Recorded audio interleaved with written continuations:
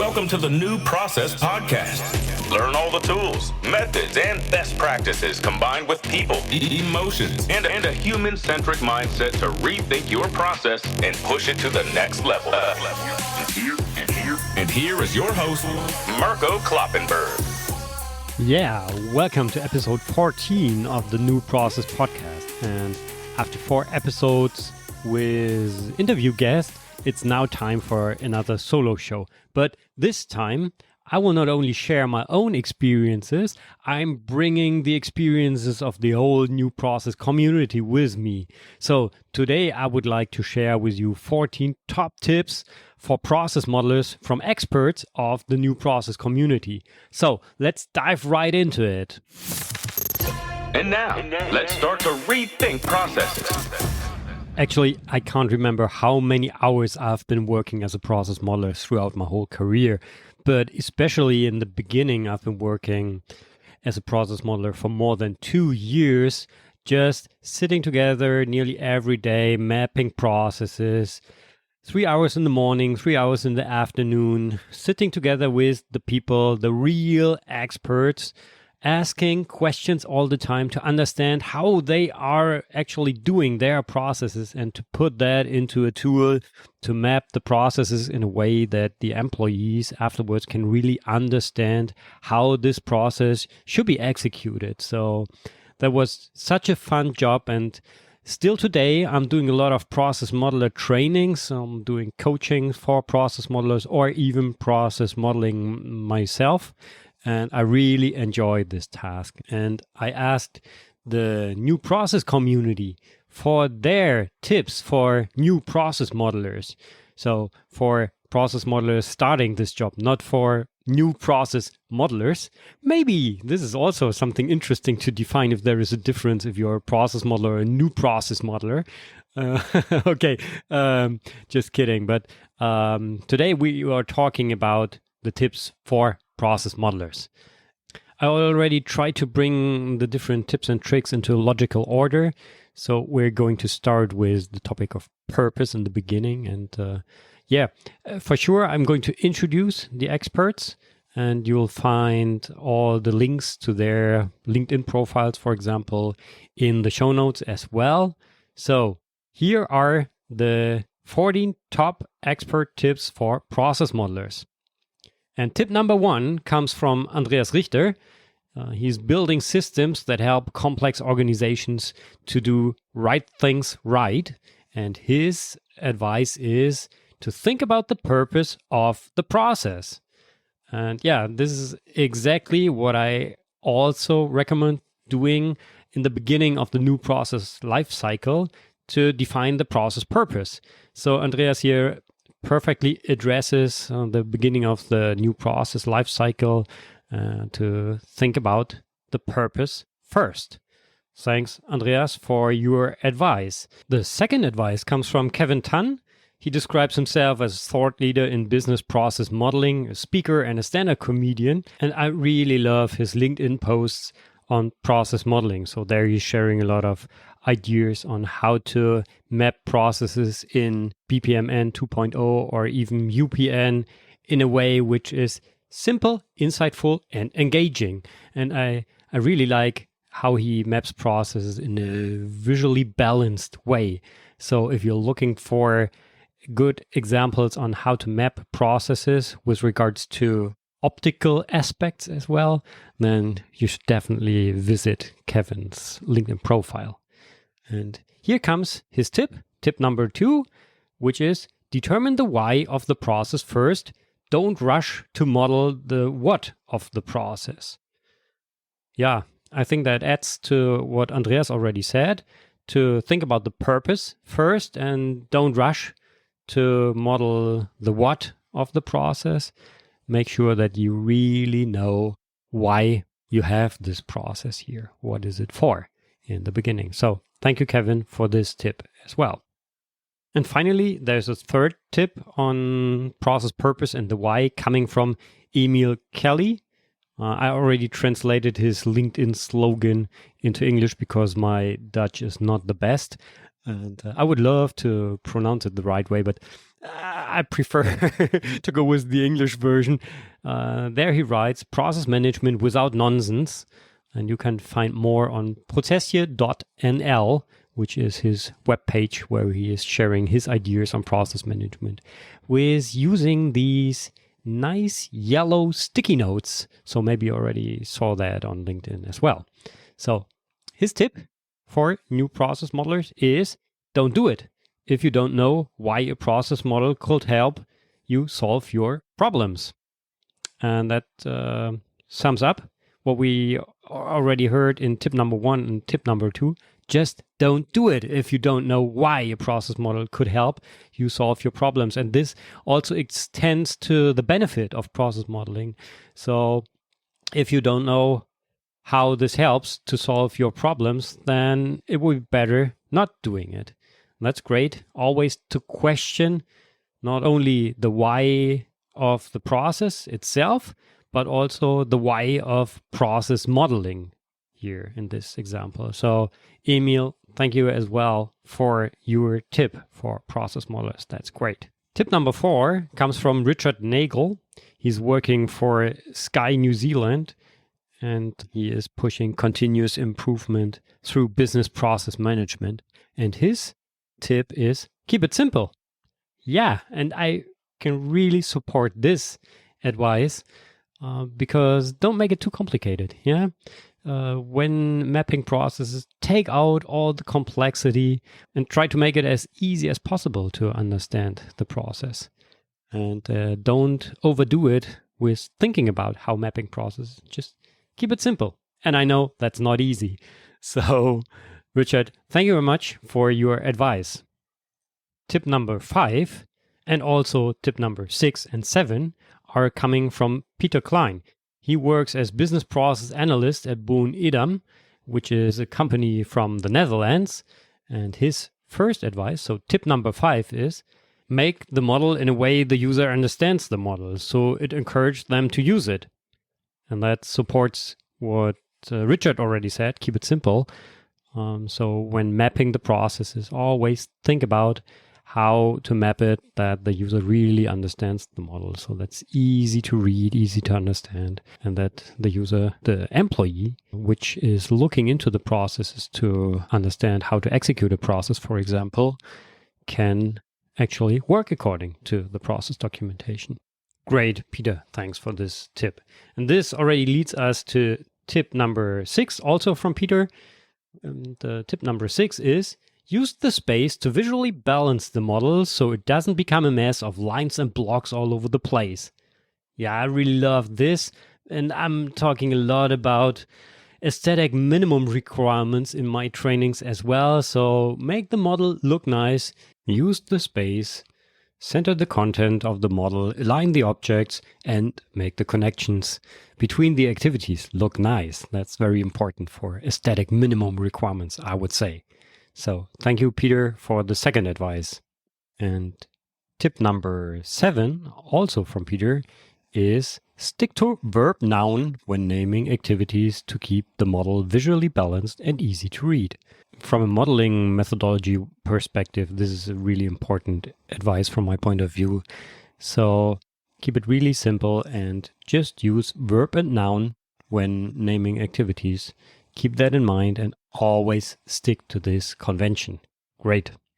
Thanks, Peter, for these 3 advices in total. And now we continue with tip number 8, which comes from Sam Courtney. He works for Quark Software in Dallas, and his advice is to never stop asking why. And I interpret that in a way which is not related to asking why in the beginning, but always asking, why are you doing this while mapping processes? So try to really understand why the people are doing a process in a way they are doing it. So why? To really understand how the process looks like. Thank you, Sam, for this advice. Tip number 9 comes from Marlon Dumas. I guess a lot of you out there might know Marlon. He is professor at University of Tartu, and with all his papers, he is really influencing the academic development of process management space, I would say. He's also co-founder of the process mining tool Apromore, and his tip is, whenever you model a process, keep in mind the customer, their needs, and their experiences. Think how each step is creating or could create value to them. The ultimate outcome of process modeling should not be a model, but rather a better process. Yeah, please never map processes just for the sake of process modeling. Always keep in mind that there should be a better process at the end. So at least a better understanding, a common picture of the process we're talking about, and then finally also a better process for the customer. Thank you, Marlon. And now tip number 10 comes from Sam Leitch. I hope I pronounced your name in the right way. He's fighting for powerfully simple process improvement with getscore.com. You might remember the tool we were talking about in the last episode, Score. So he's working for that company. And his tip number 10, is don't attempt to map the perfect process. Just keep it simple and maintain a focus on why you are mapping the process. With regards to process modeling, I would like to highlight the aspect that you shouldn't go for the perfect process model. So there is always room for improvement, and the picture you are creating is just the picture of all the people in the room in that session. And then maybe next time there will be different experiences, different views, and the process will be improved anyways. So I don't think that there is a perfect process at all. So thank you, Sam, for this advice. Tip number 11 comes from Michael Fox. He's crushing complexity, and maybe you know him from all his postings on LinkedIn on process management, which I really like to read.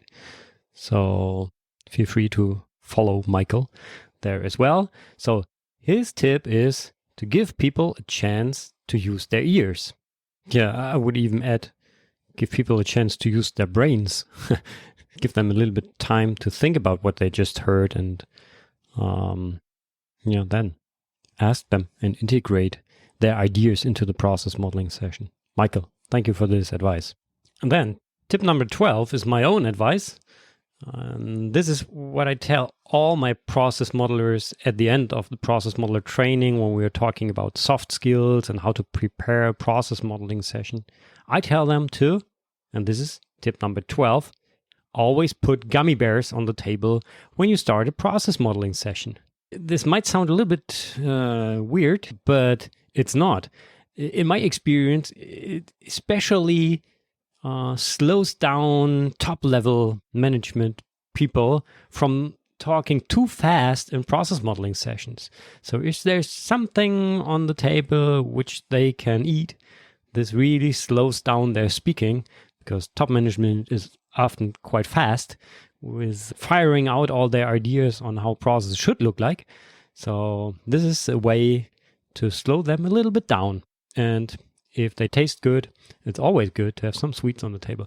And now, I know, Craig, could be better to have some healthy snacks on the table, like nuts. But I personally prefer gummy bears. Okay, and now we are coming to tip 13, which is coming from Johanna Brugger. She's a senior manager, product communication and process management at Lufthansa Group. And I have to read her advice. And this is so lovely, and I really like this one. So her answer was, I would like to answer with the story of Frederick the mouse. He collects colors and sunbeams for his fellow mice, so that they do not have to freeze during the winter and to draw the gray days colorfully, quite the opposite of the other mice, who are busily gathering supplies. In this context, my advice would be, it's all about the purpose, the why. It's all about human centricity, for whom, and put into an end-to-end perspective, input, output. Designing processes, Frederick style. Yeah, great. Johanna, I love this one. And I love the story of Frederick the Mouse as well. So cool. Maybe we can take this statement onto a higher level at a later point of time. So thank you very much, Johanna, for tip number 13. And now, finally, and that's a great tip number 14, coming from Chris Green, who's ridding the world of bad processes. Maybe you heard that in the last interview as well as the purpose of a company. So, Chris, thanks for your advice here. Tip number 14 is just get started. Yeah, great. And with that said, I don't want to stop you from mapping great processes. So these were the 14 top expert tips for process modelers. Let's recap today's new process inspiration. Yeah, cool. Thanks for listening to these advices. And just to briefly sum it up. So the first key learning, I would say, is always to think about the why of the process on the one hand side. So why do we have this specific process? And then why do we want to map this process? So what's the idea of the outcome? What do we want to achieve? So don't map just for the sake of process modeling. Always have the customer in mind and think about the final goal of having an improved process at the end. And then when mapping the processes, always keep it as simple as possible. Make it easy to understand for the user, easy to read. Use a simple notation and make the model look nice and visually balanced. This also helps to inspire people for processes. So I would say these were the core elements of the expert tips. So a big thank you to all the experts who contributed to my request, who answered my question to share their ideas. And I'm also going to share a presentation on newprocesslab.com, which you can download just to reread the different expert tips there, or maybe also use the presentation in your trainings as some inspirations there as well. So that's it for today. In the next episode, which is going to be another tool interview on my journey to find a human-centric BPM tool. And this is probably the most fun episode which I've recorded up to now. I'm still wondering if I can leave it as it is right now, or if I have to cut some of the scenes out there. So be curious what is coming up there. So, thank you very much for listening. Have a great day. Bye-bye and auf Wiedersehen. You've been listening to the New Process Podcast. Make sure to subscribe so you don't miss the next episode for more tools, methods, and best practices to rethink your process and push it to the next level. Thank you for listening. By the way, before you leave, if you think that these tips are also interesting for other process modelers in your community, in your company, or process modelers you know, then feel free to share the link to this episode. Just send them to newprocesslab.com/episode 14. Thank you very much. Bye-bye.